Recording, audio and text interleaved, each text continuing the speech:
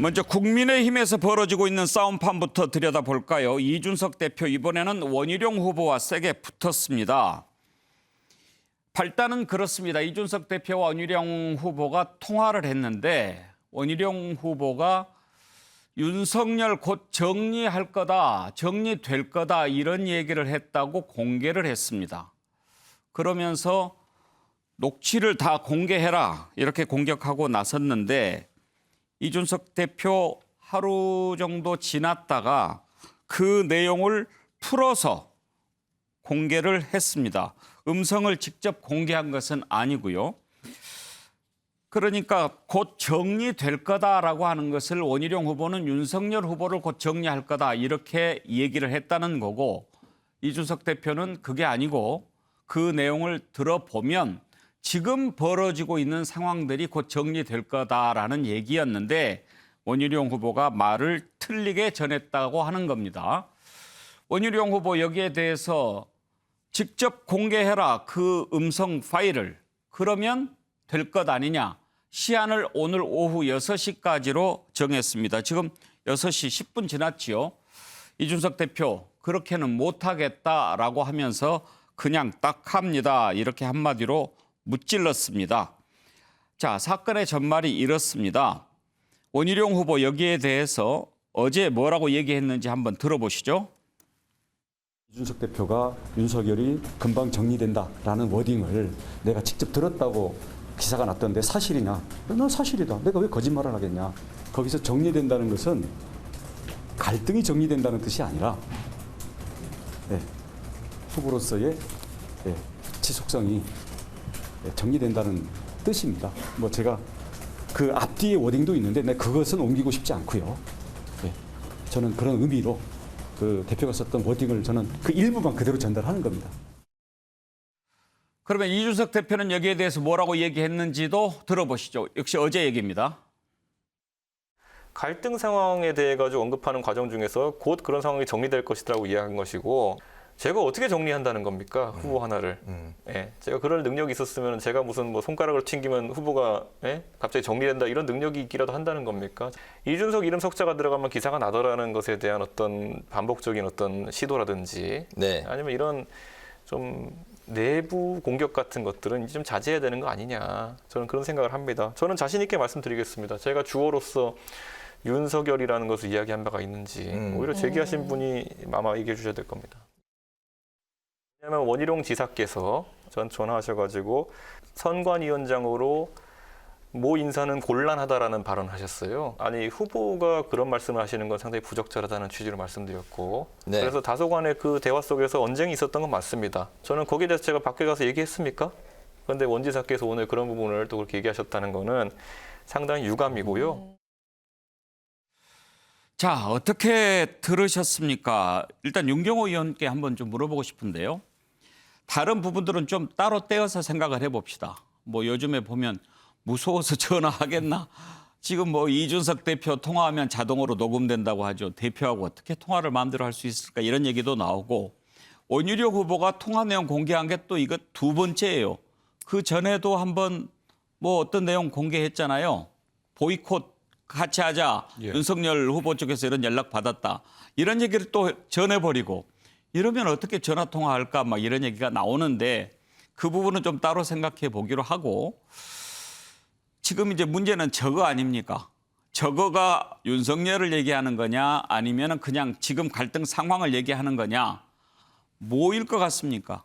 이준석 대표가 공개한 저 녹취록 문자로만 돼 있잖아요. 저것만 보면 맥락상은 갈등 상황으로 저는 보입니다. 그러니까 이준석 대표가 오늘 국회 방송과 인터뷰에 본인이 손가락 하나만 튕기면 후보 하나 정리할 수 있는 능력이 있습니까? 라고 얘기했는데 하소연 겸 아주 저는 짧게 잘 얘기한 것 같아요. 대표라면 지금 단일 지도 체제 아닙니까? 본인의 책임감도 분명히 있는 거거든요. 그런 상황에서 후보에 대해서 뭐 안 그래도 유승민 편이다 이런 얘기를 듣는 판에 정상적인 사고를 가진 대표라면 내가 어느 후보 한 사람을 정리할 수 있다라는 뉘앙스로 얘기한 이거는 무리다. 그러면 도대체 원희룡 전 지사는 왜 저랬을까?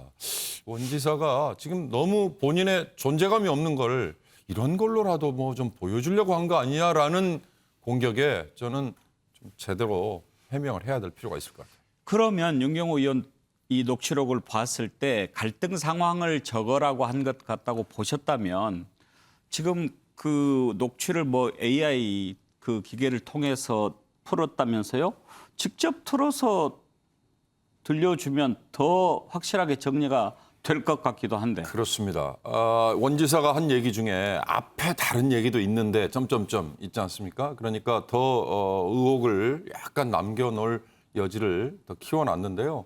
이준석 대표가 만약에 이 녹취록을 음성으로 그대로 녹음본을 공개한다면 아까 앵커께서 처음에 말씀하신 것처럼 이젠 누구하고도 정말 대화를 나눌 수 없다라는 걸 그냥 증거로 보여주는 셈이 되기 때문에 예. 아마 이건 또 다른 후폭풍을 불러일으키지 않을까. 저는 조금 옛날 얘기입니다만 김명수 대법원장과 임성근 예. 서울고법 부장판사가 예. 공방을 벌일 때 그 녹취록을 까놓지 않았습니까? 전 그때 야 우리 사회가 정말 이렇게까지 예. 가야 되겠느냐라고 예. 했는데 이제는 야당 대표와 유력한 대선 주자 간의 이 대화마저도 녹취록을 까야 된다라고 논란을 벌일 정도이니 예. 그런 점에서 저는 이준석 대표가 음성본은 까지 않는 게 오히려 더 맞을 것 같다는 생각도 들어요. 자, 원희룡 후보가 왜 그렇게 공개를 했을까 하는 것도 또 따로 한번 생각을 해봅시다. 그런데 김한기 변호사, 지난번에 그 임성근 전 부장판사인가요? 그 녹음과 이게 좀 색깔은 다른 것 같아요. 왜냐하면 이 녹음 얘기가 나왔을 때 요즘 젊은 사람들은 자동 녹음 기능을 많이 쓴다고 그러대요. 예, 좀 아무래도 이 전문 세대들 같은 경우는 이 핸드폰 자체에 자동 녹음 기능이 있어서 그냥 자동으로 의뢰 다 녹음하는 걸로 이렇게 인식하는 경우도 혹시 김 있습니다. 변호사는 이렇게 통화 녹음 같은 거 할 때 필요하면 해야 될 거 아닙니까? 자동 녹음은 안 해놓으셨나요? 저 전혀 하지 않습니다. 자동 녹음은 하게 되면은 일단 그 상대방과의 어떤 대화에 있어서 어떤 신뢰랄까 스스로가 그 뭐 불신을 조장하는 거 아니냐는 어떤 생각이 들기 때문에 전혀 하지는 않고요. 근데 약간은 그 아까 김명수, 임성근 판사랑 약간 결이 다른 게 대부분 통화 녹취를 할 때는 일반적으로 사회적 그 약자라고 표현하기보다는 좀 이 대화를 녹음할 필요성이 있다는 사람들이 주로 녹음하는데 예. 이준석 대표의 어떤 자동 녹음 이번에 기사를 보고 약간 좀 의아했고요. 하면 정치인들 같은 경우 의아했는데 근데 아까 뭐 저도 뭐 간단히 말씀드리면은 이 녹취 파일 공개된 문서만 보면 저도 위원님과 같이 이 부분만 이 문구만 보면은 저도 역시 뭐 그쪽으로 당내 생각이 갈등 됩니까? 부분이 아닌가 이렇게 생각이 됩니다. 그래요. 임성근 판사 때 녹취하고는 분명히 다르죠. 왜냐하면 그때는 어떤 의도를 가지고 혹시라도 뭐 나중에 다른 말 할까 봐 또 무슨 말을 했는지 증거로 삼기 위해서 했던 의도성이 명백하다고 한다면 이번에는 이 녹취록 얘기가 나온 게 그 전에 이준석 대표가 윤석열 후보 관련해서 뭐 녹취록이 이제 나온 문제가 있었잖아요. 그런 상황에서 자동 녹음으로 이렇게 한다는 것이 알려졌고 그리고 이제 저거 곧 정리가 될 거다라는 얘기를 내가 들었다. 당신 맨날 자동 녹음한다고 하니까 고기하면 될 거 아니냐. 이래서 이제 나온 얘기인데 자 그러면 메시지 전문가한테 한번 물어봅시다. 최수영 메시지 컨설턴트는 어떻게 읽으셨나요? 저는 조금 말하자면 이준석 대표의 본심이 윤석열 후보가 정리될 수도 있다라는 쪽에 저는 맥락이 더 있다고 봅니다. 왜냐하면 이제 이게 사실은 정확한 워딩이 없는 한 애매한 건 맞아요. 그런데 이게 한쪽의 해석은 이런 거 아닙니까? 지지율이 떨어지고 있으니 후보로서 곧 정리될 것이다. 라는 게 이제 그 원 후보가 주장하는 이제 이 대표의 그러니까 말이라는 거고 이 대표는 지지율이 떨어지고 있으니 갈등이 정리될 것이다. 이런 이제 맥락이란 말이죠. 근데 여기에 여론조사 기관이 들어가 있어요. 여의도 연구원이라는. 그렇다면 지지율이 조정됐을 때 어떤 게 갈등이 조정되는 그 가능성이 높겠느냐? 아니면 후보의 위상이 흔들리면서 추락할 수 있는 가능성이 많겠느냐? 근데 그 이야기를 다른 또 대선 후보가 했단 말입니다. 이렇게 놓고 봤을 때 상당히 이거는 오해를 부를 수 있는 소지가 많은 말이에요. 그리고 여기서 제가 또 하나 지적하고 싶은 건 두 사람 사이에 지금 날짜가 달라요.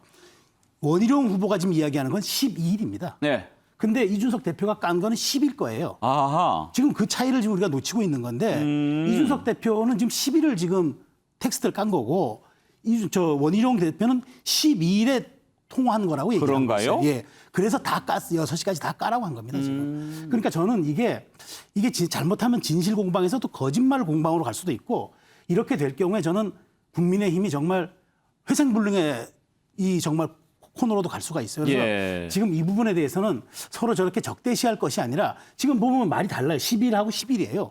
그래서 지금 이 문제도 사실은 또 한번 봐야 될 필요가 있고 그래서 저는 원희룡 후보가 앞뒤의 맥락은 이야기하지 않겠다라고 얘기한 게 좀 의미심장해 보인다. 그 말씀 드리고 싶네요. 자, 오늘도 공방이 이어졌습니다. 원희룡 후보, 그러면 오늘 까라, 6시까지 까라 이렇게 촉구를 했고 이준석 대표 그렇게는 못하겠다라고 답했습니다. 들어보시죠. 이준석 대표는 지난번 윤석열 후보와의 전화통화 녹음 파문에서 말을 바꾸는 위선적인 모습을 보인 바 있습니다. 이번에도 정확하지도 않은 인공지능 녹취록을 일부만 풀어서 교묘하게 그 뉘앙스를 비틀어 왜곡하고 있습니다. 이 대표는 저와 통화한 녹음 파일 전체를 오늘 오후 6시까지 공개하십시오. 이준석 대표가 통화 음성을 다 공개를 하면 그 속에 그 내용이 다 들어 있습니다. 불공정한 의도가 가장 잘 담겨져 있는 사람으로서 서병수 경선준비위원장을 통해서 이 불공정 경선의 그 기본 틀이 견제 없이 진행되고 있다라는 그러한 문제의식 때문에 제가 그런 문제들을 제기를 하게 된 겁니다. 대답 안 할게요. 네, 감사합니다. 파일 공개해달라고 한 것에 대해서 죄송합니다. 페이스북 입장 밝힌 건 그대로입니다. 대표님, 근데 이건 녹취록 관련해서 윤석열 총장과의 네, 그만할게요. 네, 없다고 죄송합니다. 말씀하셨는데 이번 원지사 때 녹취록이 공개돼서 제가 유출된 녹취록이 없다고 한 것이기 때문에 예, 제가 그 자동 녹음에 대해서는 몇 번 입장을 밝힌 바 있기 때문에 감사합니다. 네, 거기까지 할게요. 네, 죄송합니다. 이거는 네, 그거야말로 할게요. 인사는 기밀을 지킵니다. 네, 죄송합니다. 그것에서는 뭐 네네네. 제가 지금 상황에서는 응할 생각이 전혀 없습니다. 예. 예. 그런데 최수영 컨설턴트 방금 전에 그 원희룡 후보가 기자회견을 하면서 날짜를 정정을 했답니다. 정정했답니까? 8월 10일이 아니고 10일이 아니다. 예, 12일이 아니고 예. 10일이다. 예. 그러니까 이제 날짜가 서로 어긋났던 것은 그것은 맞았네요. 원희룡 후보 기억의 오류에 따른 거니까 저는 그래서 이제 2번 통화했나 했더니 그 한 번이 맞는 것 같고 네. 뭘 여쭤보고 싶냐면 메시지 전문가시니까 전화했을 때 그 녹음 원본 파일을 그대로 듣는 것과 그걸 풀어서 녹취록으로 우리가 문자로 보는 것은 큰 차이가 있죠? 완전히 다르죠.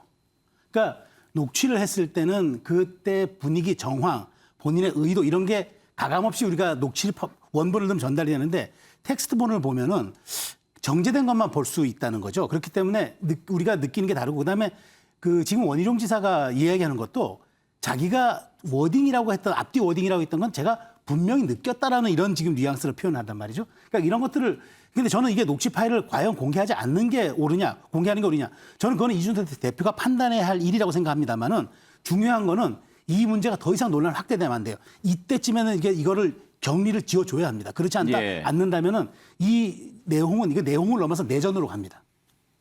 자, 그러면 박진영 교수께는 이걸 좀 여쭤볼게요. 지금 나온 내용들을 보면 이준석 대표가 원희룡 후보를 뭐 불리하게 하려고 전화한 것 같지는 않거든요.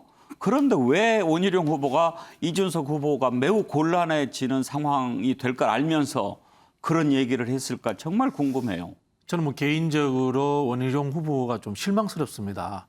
이준석 대표가 원희룡 후보에게 저런 사적인 대화 비슷하게 했다는 것은 신뢰가 있기 때문에 한 것인데 그 내용을 언론에 공개해서 당에 큰 혼란을 일으켰단 말입니다. 저는 이 두 분이 평소 관계가 나쁘지 않았던 걸로 알고 있거든요. 예. 그런 측면에서 봤을 때 저는 원희룡 후보가 어떤 새로운 정치적 그림을 그리고 있지 않나라는 좀 합리적인 의심을 해봅니다. 새로운 그림. 이 뭘까요? 내용의 핵심은 뭔가 하면 예. 이겁니다. 첫 번째, 이준석 대표가 거짓말을 하고 있다.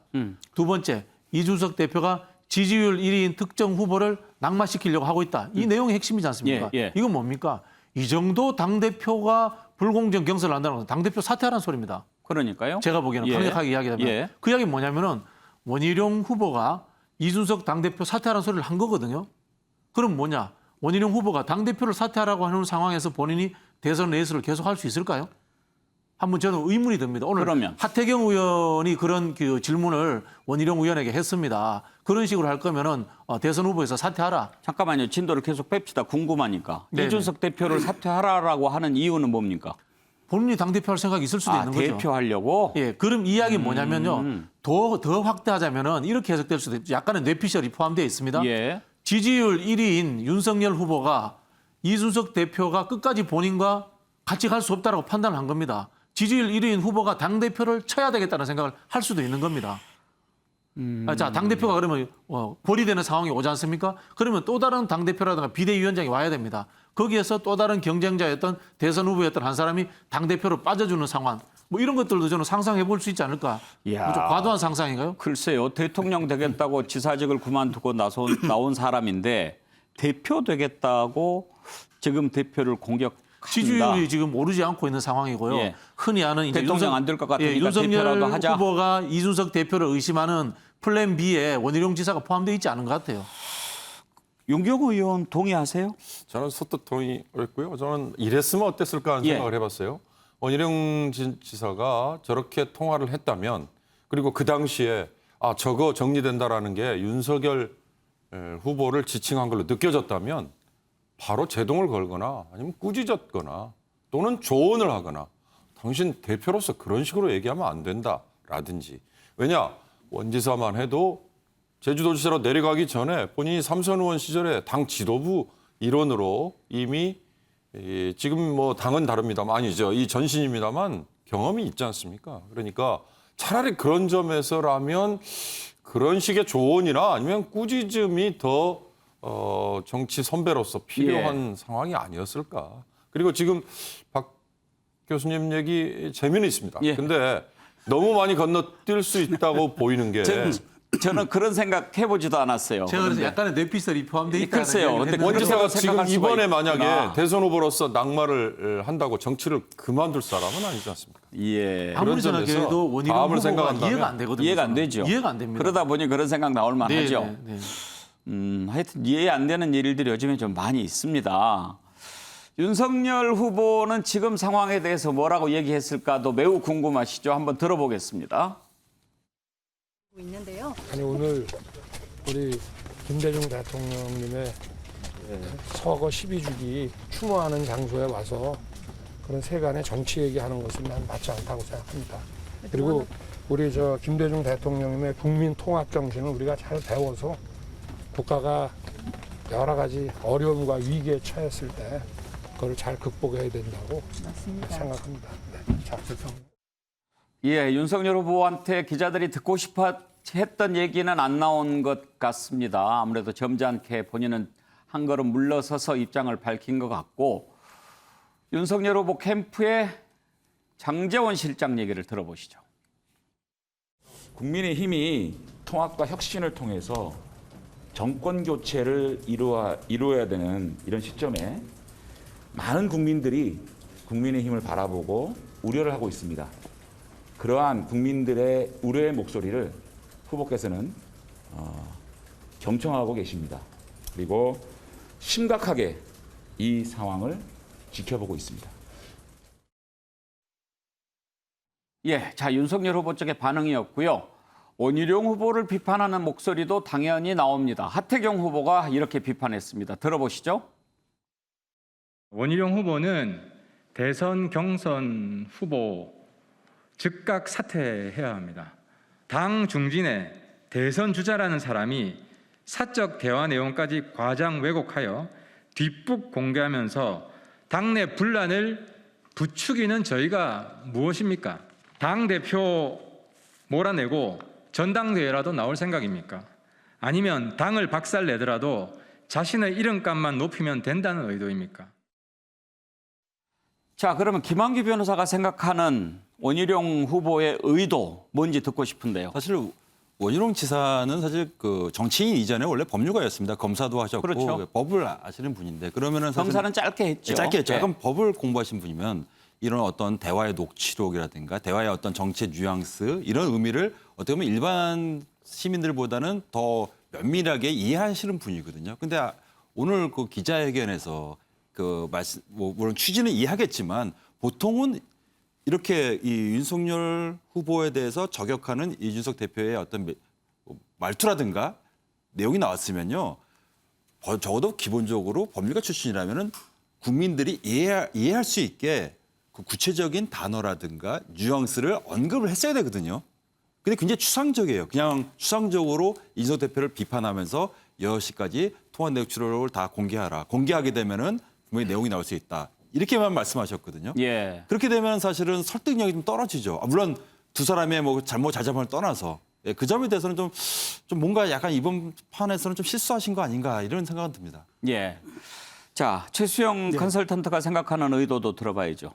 저는 뭐 스윙 전략이라고 봅니다. 스윙. 예, 판을 한번 흔들고 가겠다. 아. 그러니까 본인이 일단 제가 보기에는 일단 출발은 했는데 지지율이 지금 전혀 안 올라요. 그러니까 요즘 보니까 뭐 원희룡 지사뿐만 아니라 모든 후보들이 어떤 일정을 소화하건 어떤 뭘 해도 지금 다 윤석열 후보 얘기만 하죠. 후보에 묻혀가지고 전혀 이게 지지율 조정 반영도 안 돼, 조정도 안 돼요.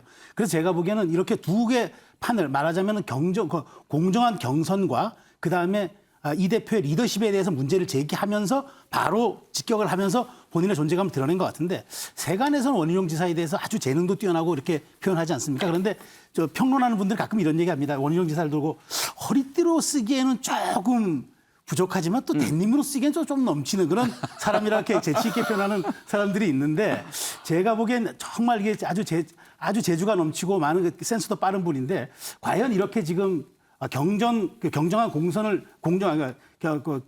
경선을 요구하면서 이렇게 판을 흔든 게 과연 본인에게 정말 어떤 실익으로 돌아올지 이건 한번 지켜볼 대목입니다. 예. 자, 그러면 한번 여기에서 평가를 한번 해봅시다.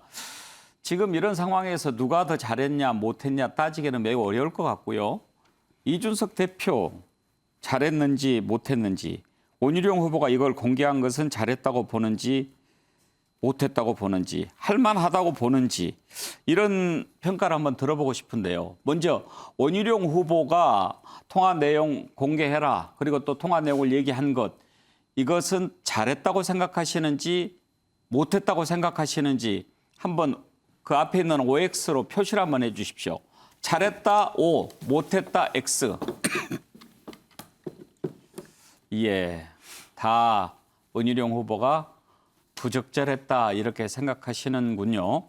그렇다면 뭐 더 의견 들어볼 것도 없고, 그러면 이준석 대표에 대해서는 어떻게 생각하시는지 한번 내렸다가 다시 한번 꽂아봐 주실래요? 이준석 대표 뭐 그렇게 전화할 만하다. 그렇지만 뭐 이렇게 일이 된 것 같다. 근데 그렇게 얘기를 했으면 안 되지. 그러면 OX 한번 표시를 한번 해 주시겠습니까? 어떻게 생각하시는지. 제 질문이 애매했나요? 네. 이준석 대표가 원희룡 후보에게 전화한 내용, 그걸 놓고 봤을 때 전화한 것 잘했다 못했다. 못했다. 전화할 수는 있다. 근데 부적절했다. 예, 세 분은 뭐 그렇게 전화할 수는 있는 거 아니냐.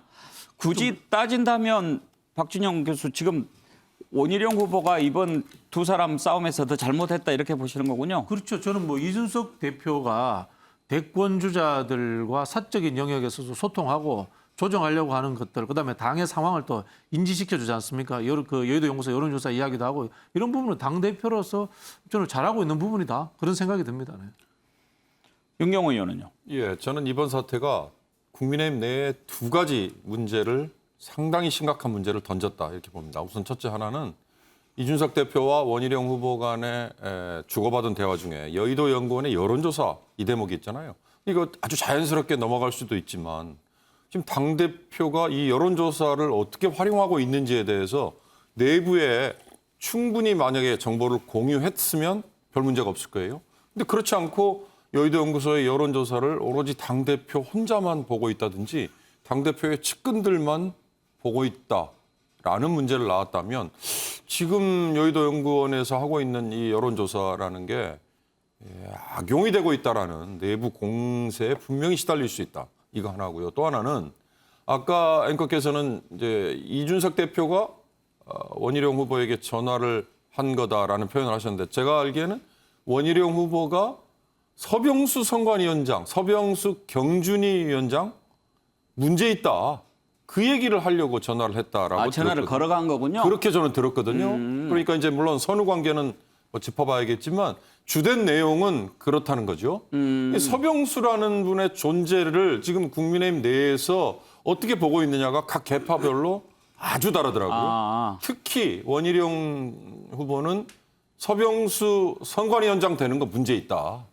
뭐 조금 더 까놓고 얘기하면 거기는 윤석열 편 아주 노골적으로 들 사람이다라고 얘기를 했다는 거예요. 제 질문이 잘못돼서 아까 윤경호 의원이 약간 헷갈리셨군요. 예.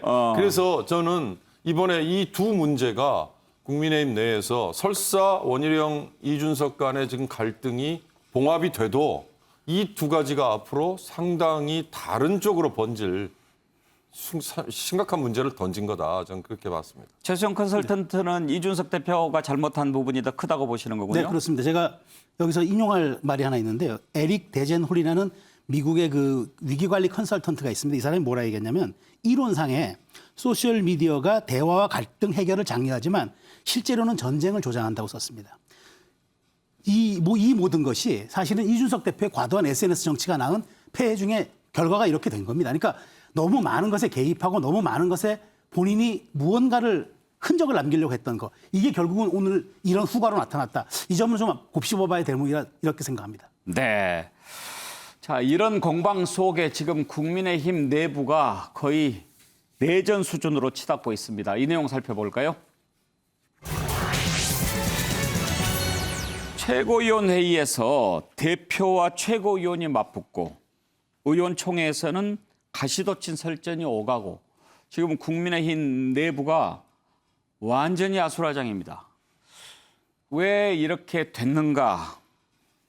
그 저간의 사정을 보면 짐작이 가는 바는 아니지만 한번 최고위원의 모습을 보면 어느 정도 일이 있었는가 알 수가 있을 것 같은데 워낙 상황이 좀 안 좋아서 어제 최고위원회는 비공개했다고 합니다. 그런데 비공개로 전환한 이후에 그런 얘기를 주고받았다고 전해졌습니다. 그런 내용들이 안 나오겠습니까? 이준석 대표가 정신 차려야 한다, 경고한다 그렇게 얘기를 하니까 배현진 최고위원이 나도 똑같이 경고하겠다. 나 최고위원인데 대표한테 경고한다. 그렇게 맞받아쳤다고 합니다. 그러자 김도읍 정책위원장이 최고위원 당신들이 캠프 대변인이냐? 지금 당에서 이렇게 하면 되느냐? 이런 말까지 오고 갔다고 하는데요. 김재원 최고위원이 약간 분위기를 전해줬습니다. 한번 들어보시죠. 솔직히 저도 그때 뭐 좀 약간 어수선한 상태에서 서로 간에 말을 주고받았기 때문에 그런 말이 있었는지 기억이 잘 안 날 정도거든요.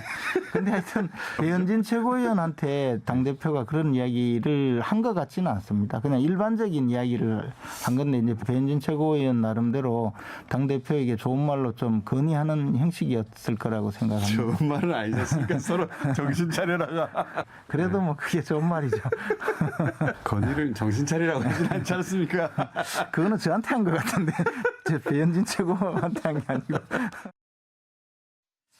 김한기 변호사, 우리가 김재원 최고위원 패널로도 해봐서 좀 알지만 이제 뭐 집안에 안 좋은 내용을 굳이 밖으로 이렇게 꺼내려고 하지 않는 그런 마음이 좀 읽히긴 합니다만 정신 차려라 이런 표현까지 오고 갔다면 최고위원의 분위기가 엄청 험악했던 거죠. 저는 우리 최근 한 뭐 10년, 20년 요 정도만 소급해도 지금 이런 거대 정당 내에서 당대표랑 최고위원들 간에 뭐 정신 차려라는 말까지 오고 간 적이 별로 그런 기억은 정신 차려는 없었고 옛날 김무성 대표 시절에 그만하시죠 뭐 네, 이런 정도까지 그 서로 간의 대표랑 최고위원 간에 특히 두 분 다 좀 약간 그런 발언이 나왔다는 것은 약간 좀 실망이게요.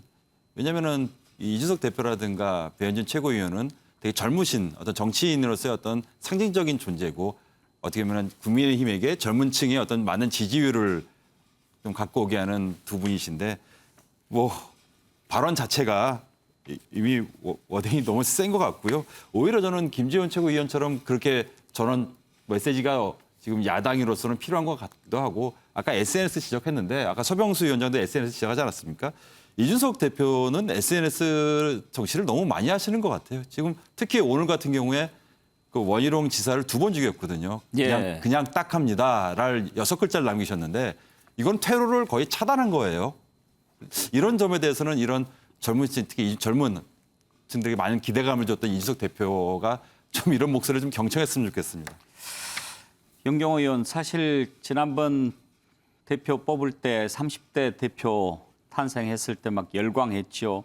최고위원회도 젊어졌고 이제 국민의힘 미래가 보인다, 희망이 있다 이랬는데 지금 이렇게 부딪히는 모습을 보면 이걸 가지고 역동적이라고 하기는 좀 그렇고 말이죠. 당 장악 결국 이게 이제 문제가 되는 거죠. 근데 저는 문제가 된다보다 정당성과 정통성을 이준석 대표가 과연 얼마나 갖고 있는지를 옆에서 인정하느냐 이 문제 같아요. 근데 아마 일반 당원이나 국민은 아직도 이준석이라는 젊은 정치인에 대해서 상당히 거는 기대 여전히 유지되는 것 같은데 정작 국민의힘 내에 각 계파 최고위원들 이들은 이준석에 대해서 인정을 안 하는 것 같아요. 예. 뭐 이게 만약에 배현진이라는 또 젊은 정치인이 아니었다면 역시 나이, 뭐 장유유서 또 이런 말이 나왔을 법도 있는데 그거라고 보기에는 뭐 어려운 것 같고요. 결국 이준석 대표의 그 처신의 가벼움이 오히려 좀 화를 불러온 게 아닐까 예. 그런 안타까운 생각이 듭니다. 자, 김기현 원내대표가 그나마 좀 중심을 잡으면서 조정하는 그런 역할을 하고 있는 것 같은데요. 김기현 원내대표 발언도 잠깐 들어볼까요?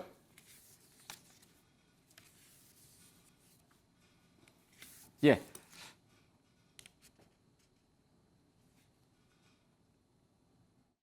왜 이렇게 지도부를 흔드는 것인지 좀 제발 좀 자중해 주십사 하는 그런 부탁의 말씀을 드립니다. 당내 권력 투쟁에 제발 좀 몰두하지 말았으면 하는 그런 당부의 부탁을 드리려고 제가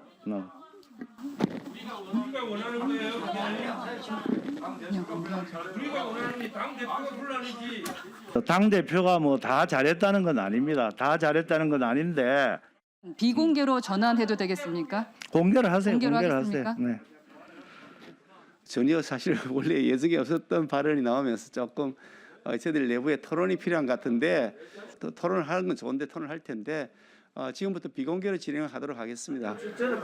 이거 좀 계세요. 잠시만요. 예, 이제 이런 상황에서 토론회는 물 건너갔고 이제 지금 선거관리위원장을 누구로 뽑느냐를 놓고 지금 이렇게 공방이 벌어지고 있는 겁니다. 서병수 위원장 현재 경선준비위원장을 맡고 있는데 이준석 대표가 선거관리위원장으로 임명하려고 하는 겁니다. 이걸 놓고 지금 경선준비위원장 할 때 보니까 별로 공정하게 하는 것 같지 않은데 선거관리위원장 안 된다 이렇게 반박하는 세력들이 꽤 많이 있는 데다가 이준석 대표에 대한 불신이 몇몇 후보들한테 있지요. 그런데 이준석 대표 비서실장을 맡고 있는 서범수 의원이 서병수 위원장의 형인가요? 동생인가요? 동생입니다. 네, 동생이고. 동생입니다. 뭐 이러다 보니까 지금 반대를 하는 겁니다. 그런데 이제 이준석 대표 입장에서는 서병수 위원장 말고 시킬 사람이 없습니다. 여러 중진들이 있는데 다 캠프로 가가지고 각자 편을 들고 있는데 어떻게 관리가 되겠습니까? 지금 이렇게 항변을 하고 있는 겁니다. 그 부분에 대해서는 원희룡 후보도 의견을 같이 하더군요. 한번 들어보실까요? 수 위원장을 왜 밀고 가야 되느냐라는 설명을 하면서 당내 중진들이 다 캠프에 가버렸기 때문에 그렇다고 그래서 저는 그랬죠. 아니 윤석열 조기 입당 촉구한다 그러면서 당에 들어와야 국회의원들 선거운동 해주겠다 그러고 일부가 또 거기에 지지선언 하니까 입당 안 하면 제명하겠다 이러다가 이게 꼬여가지고 대표가 말을 해놓은 거를 뒷수습하느라고 전부 이게 딸려가서 그렇게 된 거 아니냐. 그래서 그거를 이유로 해서 중진이 없다 그러면 말이 안 된다. 최수영 컨설턴트 원희룡 후보 말을 끝까지 들어보니까 그 얘기가 아니군요. 그 얘기 아닙니다. 지금 그렇게 얘기를 했다 이준석 대표가. 그런데 거기에 대해서도 자기는 반박했다. 네, 지금 네. 이준석 대표를 계속 비판하는 목소리네요. 네, 그렇죠. 사실 경선을 맡은 경선준비위원장이요. 당연히 경선을 중립적으로 관리해야 되겠지만 더 중요한 건 경선을 중립적으로 관리하겠다고 보여지는 것도 중요합니다. 근데 이미 서병수 위원장은 지금 벌써 약간 공격을 받고 있고 그 의심을 받고 있는데 제가 2012년하고 2007년에 그 새누리당 한나라당 그때 얼마나 치열했습니까? 네. 당시 제가 그때 경선 준비위원장을 누가 했냐 봤더니 2007년에는 김수환 경선 준비위원장을 하다가 예. 박관용 선관위원장을 했고요. 예. 2012년에는 김수환 전 국회의장이 경선 준비위원장과 선관위원장을 다 겸임했습니다. 근데 이 두 분의 특징은 그 누구도 중립성을 의심하지 않았고 그 누구도 비토하지 않았던 두 분이었다는 거예요. 예. 이준석 대표가 사람이 없었다, 중진이 없었다. 이건 제가 보기에 대표로서 약간 직무유기적 발언입니다. 보다 광범위하게 찾지 않고 자신의 비서실장의 친형을 경선 준비위원장 하겠다면 거기에 대해서는 아무래도 의심할 수밖에 없었는데 더더군다나 하나 짚고 넘어가야 되는 게 이번에 말 많은 경준이가 할 수 있는 권한이 경준이 사실 없었고요. 최고위로부터 위임받은 권한이 딱 두 가지입니다. 첫 번째가 경선 일정을 안 만들어가지고 선관위가 발족했을 때 거기에 넘기라는 것과 두 번째는 당의 외부 인사, 그러니까 윤석열하고 최재형이 입당하기 전에 비교적 열세인 당의 주자들의 인지도를 높일 발상들과 계획들을 짜자는 거였어요. 근데 둘이 입당을 해버렸단 말이죠. 그러면 어디까지 당내 주자와 어디까지 당의 주자를 볼 것이냐, 어디까지 당의 후보 등록을 한 사람을 볼 것이냐, 아니면 중앙선관위에 후보 등록한 사람을 볼 것이냐, 이런 기준조차 마련되지 않은 선에서 갑자기 토론회를 추진해버리니까 이런 사달이 난 거예요. 그러니까 여기에 대해서는 좀 기술적이지만 또 중립성에도 시비가 걸릴 수밖에 없는 사안이었다는 거죠. 혹시 박진영 교수께서 밖에서 이렇게 보시기에도 이준석 대표가 약간 불공정하게 이렇게 컨트롤하는 것 같습니까? 속마음이 불공정한 것 같아요. 제가 보기에는 속마음은 불공정한 것 같은데 그건 이제 정치인 개인으로서 어쩔 수 없이 그런 정치적 성향을 가질 수밖에 없지 않습니까? 이제 드러내놓은 부분에서는 저는 뭐 드러내놓은 부분에서는 그렇지 않다라고 보여집니다. 보여지는데요. 이 좀 구조적인 문제가 존재하는 게 금방 우리 그 최소영 평론가님 말씀하셨습니다만은 이 원내 중심 정당, 국회의원 중심의 정당으로서 운영을 하려고 생각하다 보니까 이렇게 된 거예요. 원외 인사 원로를 세우면 되지 않습니까? 경선위원장으로 세우면 되는데 그런 상상을 못한다는 것 자체가 지금 저는 민주당도 마찬가지라고 봅니다. 원론적으로 들어가서 대통령이라는 선출된 권력과 국회의원이라는 선출된 권력은 권력의 운영 방식과 선출 방식이 완전 다릅니다. 그런데 우리는 대통령을 뽑는 선거운동에서도 국회의원이 중심이 돼서 선거운동을 합니다. 이거 사실은 맞지 않는 부분이 존재하는 거거든요. 이런 부분을 해결하지 못하고 있는 측면이 있고요. 또 한편으로 보면은 국민의힘에 지금 좋은 의미로서의 계보가 존재하지 않는다. 예. 좋은 의미로서의 계보라고 하는 것은 가치와 노선의 차이에 의해서 큰 덩어리들이 있어야 되는데 그렇지 않고 다 흩어져 있으니까 지금 만인에 대한 투쟁 상태가 된 겁니다. 좋게 표현하면 우리는 나쁘게 하면 콩가루 집안이 된 거죠. 뭐 그런 부분에서 저는 이준석 대표가 참 불쌍하다는 생각도 듭니다. 한편으로. 네. 자, 원로 얘기가 나오는데 국민의힘에서 다 떠올리는 사람 한 명 있지 않겠습니까? 김종인 전 위원장.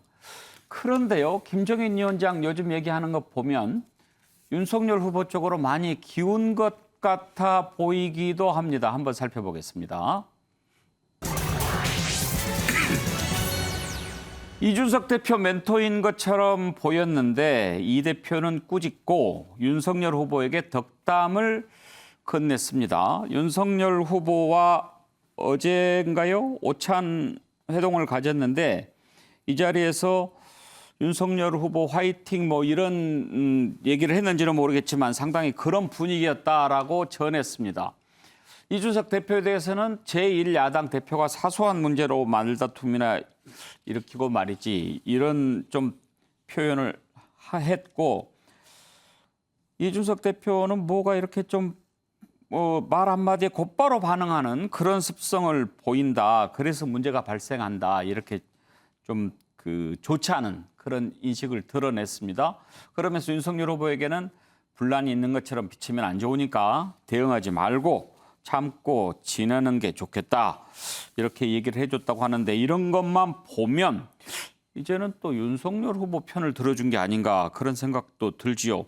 그러다 보면 김종인 위원장 공정하게 선거 관리하기도 힘든 상황이죠. 물론 본인은 어제 인터뷰에서 다시는 돌아가지 않겠다라고 얘기를 하더군요. 김동연 부총리는 어떻게 생각하세요? 그랬더니 거기는 이미 별의 순간을 놓쳤다 이런 얘기도 했고 어제 했던 인터뷰 내용 한번 들어보시죠.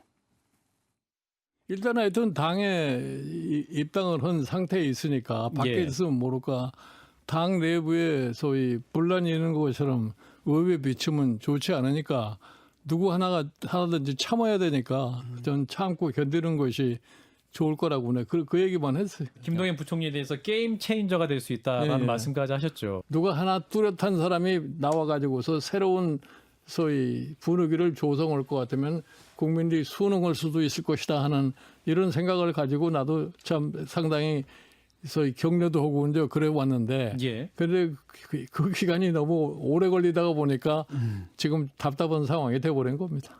어찌 보면 별의 순간을 놓친 겁니까? 별의 순간을 잡지를 못한 거지 뭐.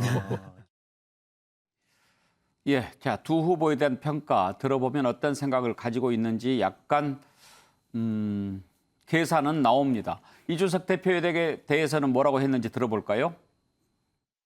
이준석 대표가 지금 제1야당의 대표로서 가장 해야 할 과제가 뭐냐면은 내년 대선을 어떻게 승리로 이끌까 하는 전략을 구사하는 것이 그 사람의 하나 가장 중요한 책무라고 생각해요. 그런데 이제 그런 것에 대해서는 별로 이렇게 큰 그림이 보이지 않고 사소한 문제에 대해서 자꾸 이렇게 말이 나니까 본인을 위해서도 좋지 않고 당을 위해서도 안 좋고 내가 그렇다고 생각합니다. 박근혜 전 대통령이 다시 나오지 않는 이상 그 현재 국민의힘이 5% 이상 차이로 패할 것이다. 이런 발언을 했는데 나는 그런 표현은 내년 대선을 갖다가 준비하는 야당 대표로서 좀 큰 실수라고 생각을 해요. 자신을 가지고 임해도 들뚱말뚱한데 우리가 이길 것이다. 미리서부터 뭐 좀 패배할 수 있다 하는 이런 사고방식을 가지고 과연 대통령 선거를 준비할 수 있겠느냐 하는 이런 생각이 들어요. 예. 윤경호 의원, 지금 김종인 위원장 하는 얘기를 쭉 들어보면 이준석 대표를 그 전에 이렇게 좀 지켜주고 윤석열 후보에 대해서 조금 싸늘하게 대했던 것과는 많이 달라진 것 같지 않습니까? 그런 것 같습니다. 근데 정치판에서는 뭐 이준석이든 뭐 윤석열이든 또는 뭐 김동연이든 뭐 다른 후보들이든 김종인 전 비대위원장을 얼마나 추켜 세우는지 잘 모르겠어요. 그러나 뭐 입지를 굉장히 인정하는 것 같아요. 그러나 이미 일반 국민은 김종인이라는 분을 참 죄송한 말씀입니다만 정치 평론가 중에 한 분 정도 그 정도 전 대접밖에 안 하는 거 아닐까. 저분이 지금 하시는 얘기는 워낙 일관성도 없고요. 지금 뭐 각 후보마다 하는 평가가 그때그때 때에 따라서 너무 많이 달라지기 때문에 좀 심하게 말하면 본인한테 손을 잡자 또는 머리를 조아리고 오는 후보에게는 긍정적인 평가를 해주고 그렇지 않으면 굉장히 공격도 하고 뭐 이러는 거 아닐까 싶어서 저는 뭐 참 언론 제가 지금 몸을 담고 있습니다만 언론의 탓인 것 같아요. 김종인 위원장의 역할은 분명히 과거에는 있었습니다. 또 여야를 넘나들면서 어려울 때 비대위원장도 맡고 뭐 여러 가지 역할을 하셨어요. 그러나 지금은 이제 역할이 많이 줄어들었다는 걸 아마 본인도 아실 거예요. 그렇다면 언론도 뭐 거기에 상응해서 비중을 맞춰드리는 게 저는 맞지 않을까 싶은데 참 죄송한 말씀입니다.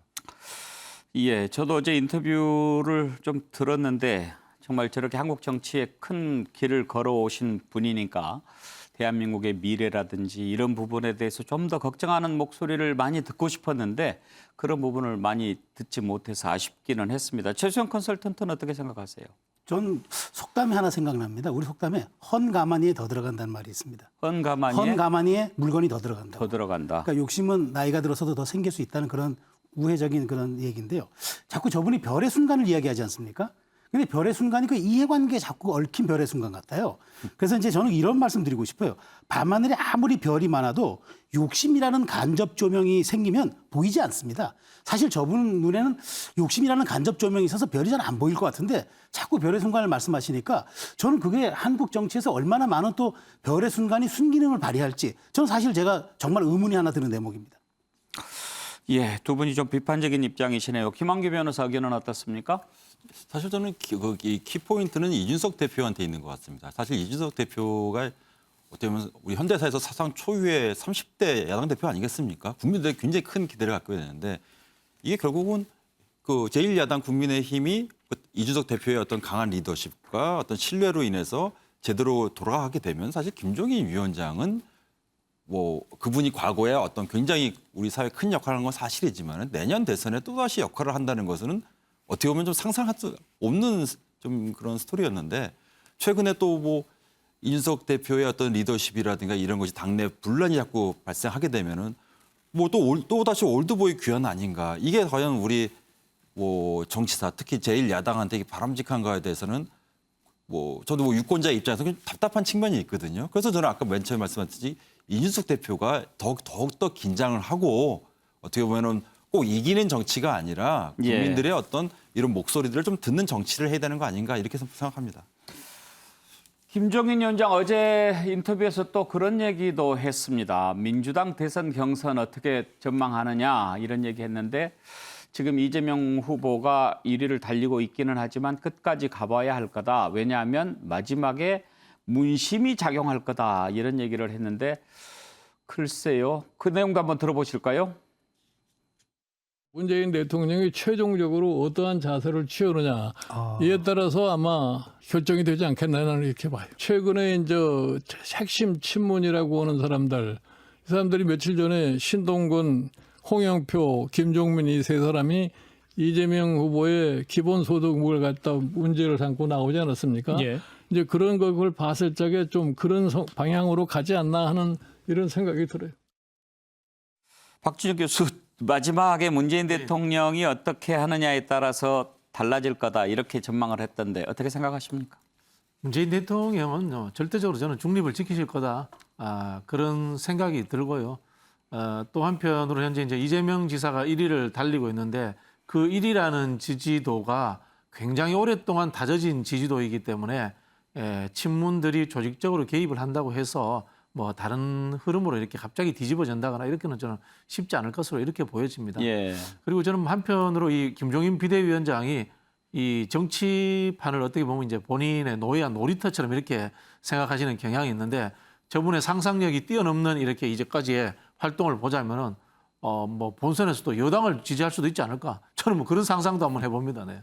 연경호 의원은 어제 인터뷰에서 그런 얘기를 하더라고요. 그러니까 노무현 대통령이 됐을 때 이인재 후보가 압도적으로 1위였고 노무현 후보가 1몇 % 정도밖에 안 된 상황에서 출발했지만 최종적으로 김대중 대통령의 마음이 노무현 쪽으로 갔기 때문에 대통령이 될 수 있었다라고 하면서 이제 지금 이재명 후보가 1위를 달리고 있지만 마지막에 가서는 어떻게 될지 모른다. 그런 전망을 한 겁니다. 그럴 가능성이 있다고 보십니까? 저는 현직 대통령이 설사 그런 마음이 있더라도 의사표시 또는 뭐 본인의 측근, 복심 누군가를 통해서 그런 전달 절대 해서는 안 된다고 보고요.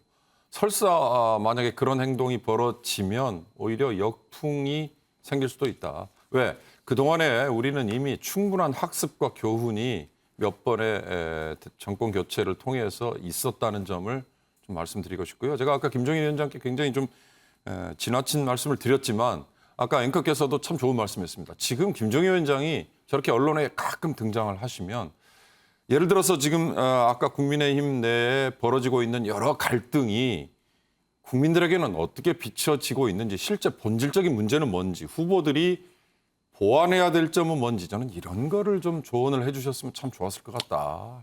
그런 아쉬움이 좀 들어요. 사실 한 말씀만 더 드리자면 아까 투스톤 전쟁이나 또는 원희룡, 이준석의 전쟁의 시작은 토론회를 할 거냐 말 거냐였지 않습니까? 그런데 지지율 1위, 2위 후보들이 토론회 통보를 미리 못 받았다는 이유, 그건 핑계였죠. 그러나 준비가 안 됐다는 것 때문에 토론회를 기피했어요. 토론회를 그렇게 기피한다는 인상을 이번에 심어준 이 상황에서는 전 국민의힘 전체가 지금 집권을 하겠다고 하고 또 정권 교체를 하겠다고 했는데 야 이거 너무 지금 오판하고 있는 거 아닌가 안주하고 있는 거 아닌가 하태경 아마 후보였나요? 한 방에 훅 간다 이런 얘기인데요. 전 그런 점에서 이 김종인 위원장이 차라리 그런 걸 좀 조언을 해주셨으면 오히려 원로로서 훨씬 더 의미 있는 말씀 하신 걸로 대접받지 않았을까 그런 생각이 들었습니다. 네. 자, 이번에는 민주당에서 벌어지고 있는 볼성 사나운 모습 한번 살펴보겠습니다. 자, 황교익 씨, 맛 칼럼니스트죠. 지금 사생 결단식으로 이낙연 후보를 비난하면서 싸움이 커지고 있는데요. 이낙연 후보 캠프의 신경민 위원장이 싸움을 크게 걸었습니다. 그러니까 경기도 관광공사 사장 내정된 것에 대해서 황교익 씨가 그전에 뭐 했던 발언들 보면 일본 관련해서 뭐 한국 음식은 비하하고 일본 음식을 평가하고 그러는 거 보면 도쿄나 오사카 뭐 맛공사인가 뭐 이런 것으로 가는 게 맞다. 맛집 공사. 표현 좀 그랬죠. 그래도 그렇지 황교익 내정자 이낙연 후보에게 존칭을 쓰기는커녕 직함이나 씨자도 붙이지 않고 이낙연은 일본 총리 해라 이렇게 얘기를 했습니다. 거기에다가 짐승 같다라고 얘기했고 앞으로 이낙연의 정치 생명을 끊는데 내 모든 것을 바치겠다 이렇게까지 얘기를 했어요. 한번 들어보시죠. 나는 그 캠프의 사람들의 말이 이낙연 씨의 말이라고 저는 생각을 합니다. 이낙연 씨는 저한테 인격적 모독을 한 것에 대해서 사과하세요.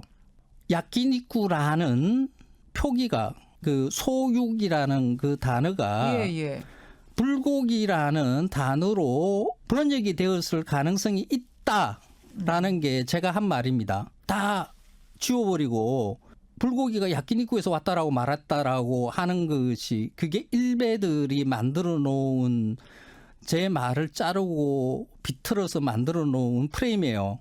그 말을 그대로 한 거예요. 이낙연 씨 일베입니까? 대한민국의 모든 국민들은 자신의 권리를 지켜야 될 자격을 가지고 있어요. 왜 나한테 내 권리를 내놓으라라고 말을 합니까? 대통령 할아비가 오도 나는 내 권리를 내놓을 생각이 없습니다. 제가 문재인 지지를 선언하고 난 다음부터 극우 세력과 기타 그 사람들이 문재인 지지자인 황교익을 공격하기 위해서 만든 게 친일 프레임입니다. 이거는 인간의 일이 아닙니다. 짐승이나 이런 일을 하지 더 이상 흥분돼서 말이 안 나오는데요. 얼마나 화가 났으면 내가 이낙연 씨 보고 일본 총리 하시라고 일본 왕을 천황이라고 호칭을 하고요. 일본 연미복 정치인의 드레스 코드죠. 연미복 입고 행사에 참석하시고 하는 이런 모양을 보니까 일본 정치인으로 잘 어울려요. 일본 총리 하세요. 예, 자 들어보셨는데 윤경호 의원 아마 그 SNS에 이낙연 이렇게 반말한 것에 대해서 비판도 있고 그러다 보니까 오늘 인터뷰에서는 시자를 붙여준 것 같은데 처음에 저 글을 보고 깜짝 놀랐어요. 어떻게 이낙연은 이렇게 얘기하더라고요. 또 정치 생명 끊겠다 이런 말도 했는데 관광공사 사장으로 지금 내정이 됐잖아요. 그러면 될 수도 있잖아요. 예. 그런데 그런 말을 할 수 있나요? 그런 점에서 저분이 지금 두 가지를 잇고 있는 것 같아요. 하나는 본인도 아마 경기도의회 청문회를 치러야 될 거예요. 경기도의회가 민주당 뭐 상당수라고 하더라도 청문회는 청문회일 겁니다. 그런 점에서 아마 본인도 상당한 공격받는 걸 감수해야 될 거고 더 중요한 건 경기도 관광공사도 세금으로 운영되는 누가 뭐라고 해도 중요한 공기업입니다. 공기업의 수장을 맡을 분이 저렇게 감정을 직설적으로 표출을 해버리는 게 그것도 본인이 맡아야 될 이 일에 대해서가 아니고 이건 순전히 정치적인 사안에 대해서 지금 민주당 내에 지지율 뭐 2위를 달리고 있는 특정한 후보에 대해서 저렇게 직설적인 공격을 해버리면 아마 이 다음에 감당하기가 참 쉽지 않을 것 같은데요. 저는 이번 사태가 왜 이렇게 커졌나를 생각해 보니까 어떤 분이 아마 평가를 하실 때 그런 얘기를 했어요. 이 황교익이라는 분이 특정 층에서는 지지를 많이 받고 특정 층에서는 비판을 받지 않습니까? 그러나 어찌됐든 굉장히 유명세를 이미 치르고 있었잖아요. 그 유명세 안에 상당한 비호감이 있었다. 이걸 간과했다. 예. 저는 그 말이 굉장히 와닿더라고요. 그걸 아마 이재명 지사, 임명권자인 이재명 지사가 놓친 거 아닐까 그런 생각이 들었습니다. 김한규 변호사는 황교익 내정자의 발언, 표현 어떻게 생각하십니까? 이건 이건 너무 죄송합니다. 너무 충격적이고요. 그 말이 안 된다고 생각하는 게요. 지금 이분 이제 공직자 되실 분 아니겠습니까? 공직자의 어떤 수장 그렇지 않습니까? 아니 지금 대한민국에서 공직자라고 하면 어떤 국민의 어떤 세금으로서 어떤 공적인 일을 하시는 분이 지금 어떻게 보면 남은 기간 동안 청문회 기간 동안에 본인이 부족한 부분을 수양하고 공부하고 이렇게 준비를 해야 될 상황에서 지금 일배 발언을 하고 정치 세명을 끊겠다 발언을 하는 게 이게 말이 됩니까? 이게 어떻게 보면은 사실 지금 이낙연 지금 후보를 대상으로 하고 있지만은 그 본인을 지지하지 않고 좀 반대하는 또 민주당 내 지지자들도 있지 않겠습니까? 그럼 싸우자는 거예요. 국민들이랑 싸우자는 거 아니겠습니까? 이런 공직자 수장의 그런 발언을 전 본 적이 없어요. 그래서 이재명 지사가 이렇게 역관제를 통해서 이분을 관광공사 사장으로 임명하는 것 자체는 양해가 될 수 있다고 저는 생각합니다만 그 후에 이분의 발언이라든가 특히 저는 이런 공적인 방송에서 일배 발언이 나온다는 것은 그 자체로서 이분은 자격 미달이라고 생각합니다. 지금 이재명 지사가 이런 어떤 국민의 여론을 좀 본인이 반영을 해서 이쯤에서 한번 결단을 내리는 것도 유력한 대선 후보로서의 어떤 처신 아닌가 이렇게 생각합니다. 그래요. 최수영 컨설턴트. 신경민 전 의원의 발언도 사실 좀 심했죠. 이제 아마 그런 것을 연상하지 않았을까 싶어요. 드루킹 사건 관련해서 좀 배려해주는 차원으로 오사카 총영사 이런 얘기 하다 보니까 이제 오사카 마치공사 이렇게 얘기를 한 것 같은데 그렇게 얘기하면 당연히 열받죠. 그런데 그 열을 받은 것에 대한 대응치고는 참 고약해요. 칼럼니스트나 본인이 유튜버라면 괜찮아요. 그런데 본인이 지금 어쨌든 그 지방 공기업의 수장의 내정자 아닙니까? 그렇다면 제가 보기에 본인은 경선에 참전하면 안 됐어요. 근데 직접 참전을 해버렸어요. 경선 구도에. 저는 저 하나만으로도 정치적 중립 위반이기 때문에 저분의 정말 소양은 안 된다고 생각을 합니다. 더더군다나 저는 저분이 지금 저렇게 강성 발언들을 쏟아내고 있는 게 저는 어떤 형태로든 그게 이재명 지사에게 도움이 되든 안 되든 그걸 떠나서 제가 보기에 이거는 전 경기도민에 대한 저는 욕보인 거라 생각하고요. 지금 이재명 캠프 측에서는 경기도 의회의 청문 결과를 보고 판단하겠다는데 판단해야 됩니다. 왜냐하면 오세훈 서울시장도 이번에 SH공사 사장 임명해서 본인이 임명해서 청문회 갔는데 청문회에서 부적격 사인 났으니까 철회했습니다. 그럼 그렇게 해줘야 합니다. 그렇지 않고 또 여기서 다수당의 힘으로 뭉뚱거리거나 이걸 넘어간다면 제가 보기에 황교익 문제는 경선의 문제가 아니라 본선에서도 굉장한 부담으로 돌아올 겁니다. 저는 이쯤에서 본인이 결심 안 한다면 이재명 지사가 본인의 결심을 빌리던 형식을 취하더라도 저는 이 문제는 좀 짚고 넘어가야지 이건 대한민국 정치 문화와 또 수준의 문제이기도 합니다. 그리고 본인이 본인한테 이렇게 가해진 공격에 대해서 해명하는 과정에서 팩트를 이렇게 잘 설명을 하던데 야키니쿠 관련해서요. 그렇죠. 예. 연미복 관련해서는 본인이 팩트를 잘못 얘기한 거예요. 잘못 얘기한 그 연미복이 일본 파티복, 연회복이 아니잖아요. 아닙니다. 저거는 공식 석상에서 유럽에서 입던 옷이고요. 공식적인 행사에서 입는 파티 저녁에 파티할 때 노무현 대통령도 있고 문재인 대통령도 있고 입었습니다. 그랬어요. 그 제비꼴이라는 뜻 아닙니까? 그렇죠. 그걸 일본 옷인 것처럼 이렇게 이야기하는 것은 저건 왜곡이죠. 팩트가 틀린 거죠. 저희 결혼식 할 때 2부 행사 때 연미복 입습니다. 그러면 그것도 다 친일입니까? 글쎄요. 공격하면서 본인이 또 팩트가 틀린 부분은 참 말하기가 그렇네요. 어제 TV 토론에서도 이 부분 당연히 쟁점이 됐죠. 공방 한번 들어보시죠. 황교익 씨 요 내정에 대해서 보훈성 인사다, 또 지사 찬스다 이런 비아냥이 있어요. 그래서 지금이라도 황교익 씨 내정 철회하시는 게 맞는 것 같은데 어떻습니까? 그분이 저한테 은혜를 준 게 없기 때문에 보훈 인사라는 말도 전혀 맞지 않고 나름의 전문성을 가진 훌륭한 음식 문화 전문가죠. 도의회 인사청문회를 거쳐야 되기 때문에 그걸 보고 또 국민 여론도 보고 우리 도민들의 의견도 좀 봐서 결정하도록 하겠습니다. 보훈 인사를 해놓고 내가 보훈 인사 했다고 이렇게 실토하는 경우는 별로 못 봤습니다. 멀쩡한 인사를 보훈 인사라고 공격하는 경우도 많습니다. 예, 자 박진영 교수 생각을 한번 들어보고 싶습니다. 이재명 후보 캠프에는 지금 안 계시죠? 네, 네. 예.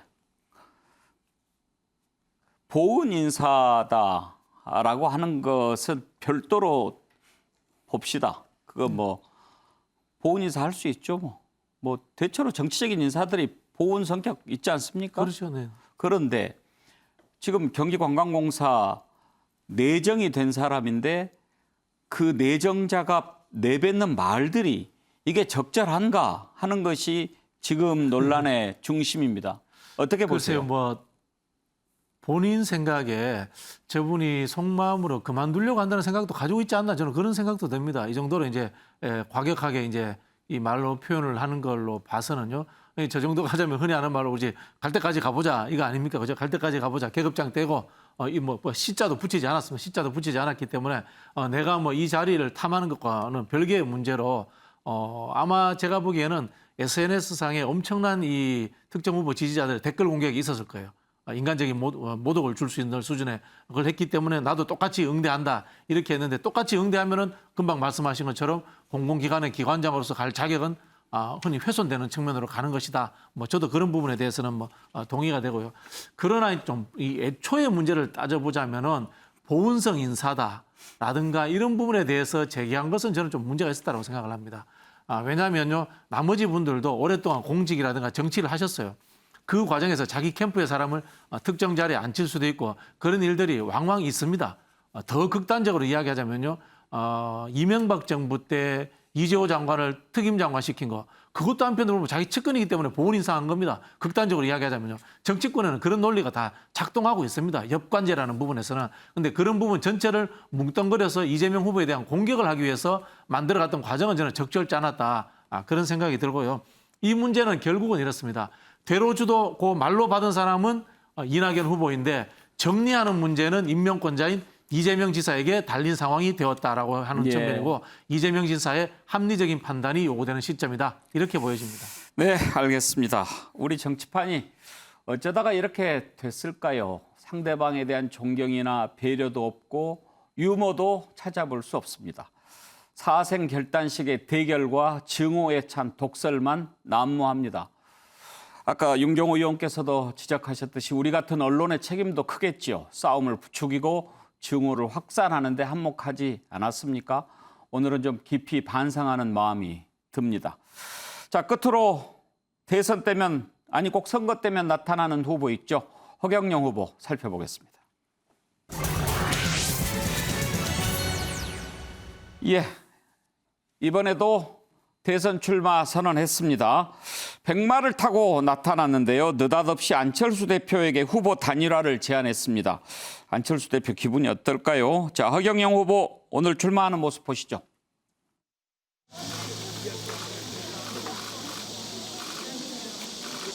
출전해라! 출전 준비를 하라!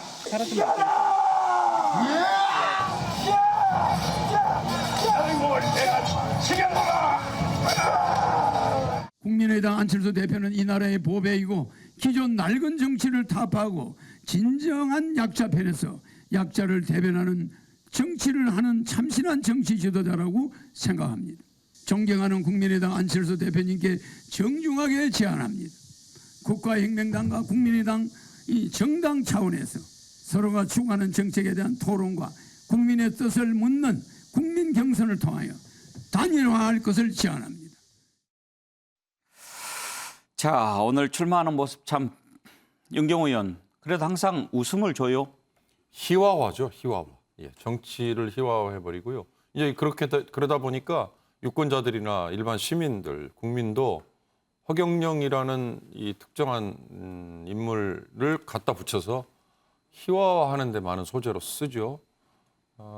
저는 뭐 어떤 분들은 그렇게 얘기하더라고요. 과거에 몇 년 전에 저분이 내놨던 정책 중에 상당 부분을 지금의 정치권이 제도권 정치인들이 갖다 쓰지 않느냐라는 얘기하는데 그거 그렇게 액면 비교할 일이 결코 아니다라는 생각이 들고요. 자, 지금은 이제 양당 체제, 국민의힘과 집권당인 더불어민주당의 양당 구조 속에서 제3지대, 제3의 후보 누가 표를 뜯어갈 건가. 결국 이 싸움 하는 거에 지금 허경영 후보가 삐집고 들어온 것 같습니다. 그러나 아마 우리 국민이 제가 희화화라는 표현 드렸는데 그 이상은 아마 발을 들이는 걸 허용하지 않을 정도로 현명하실 거다 저는 그런 생각이 듭니다.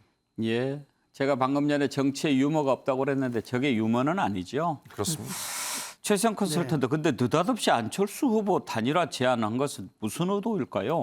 저게 틈새 시장 공략하는 사람들의 수법입니다. 예. 그러니까 저 틈새 시장 공략하는 사람들이 통상 그 시점에 자주 언급되는 아주 핫한 토픽을 이용하거든요. 이를테면은 이세돌하고 알파고가 할 때 인공지능 프로그램들을 막 파는 유사 상품들이 나오는 겁니다.